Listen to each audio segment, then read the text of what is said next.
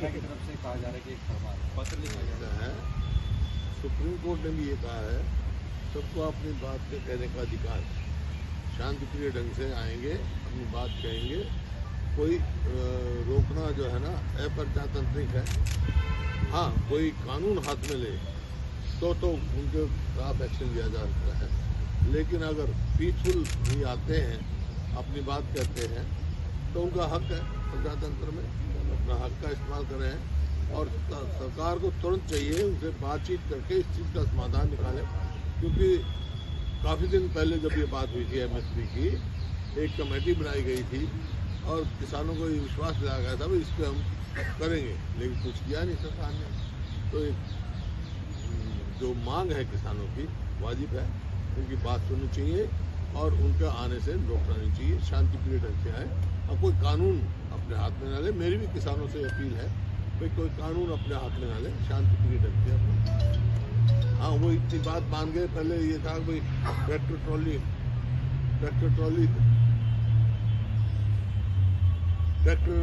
Trolley में नहीं आएंगे। उन्होंने कहा हम ट्रैक्टर ट्रॉली में नहीं आते, पैदल आ जाएंगे। किसानों ने भी कोऑपरेट किया है और सुप्रीम कोर्ट से एक कमेटी भी बनाए थे, जस्टिस नवाब सिंह उसमें बने थे बातचीत करने के लिए।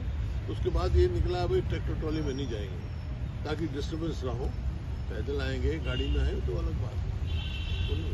हरियाणा को लेकर उन्होंने एमएसपी कर रखी है, 24 फसलों पर दे रहे हैं, उसको लेकर के वो उनका कहना है कि हरियाणा सरकार तो बेहतर कर रही है और राज्य से बेहतर है। आप उसको किस हरियाणा वालों से देखिए, पहले तो ये बताएं वो 24 फसल कौन सी है।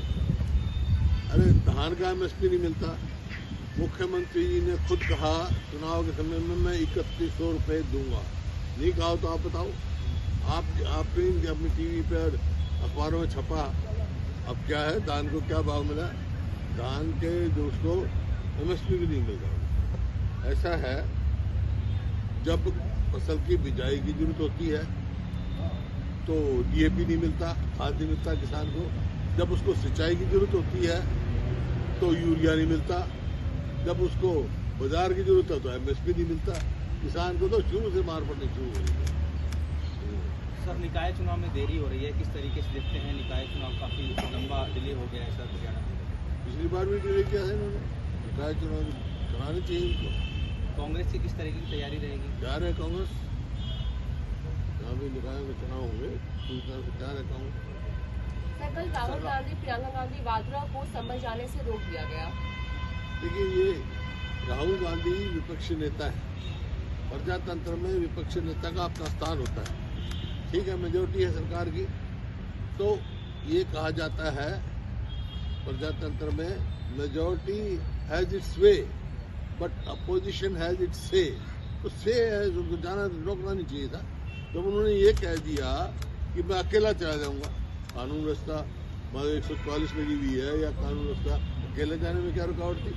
ताकि सही वहाँ के बात का पता लग सके।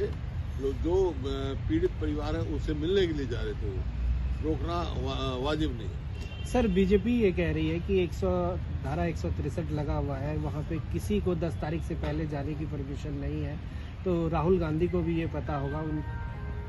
धारा 163 क्या बताओगे? क्या है ये धारा 163?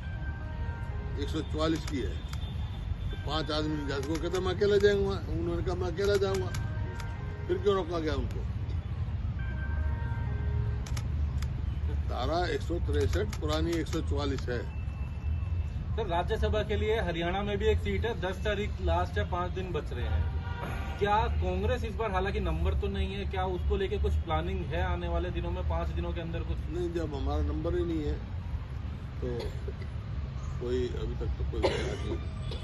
तो लगता है फिर बीजेपी की राह आसान है। मेजोरिटी है उनकी, 1 सीट है। 2 सीट में से 1 सीट कांग्रेस को मिलती है, 2 सीट होगी जो एक कांग्रेस को आएगी, 1 सीट तो जिसकी मेजोरिटी उसकी जाएगी।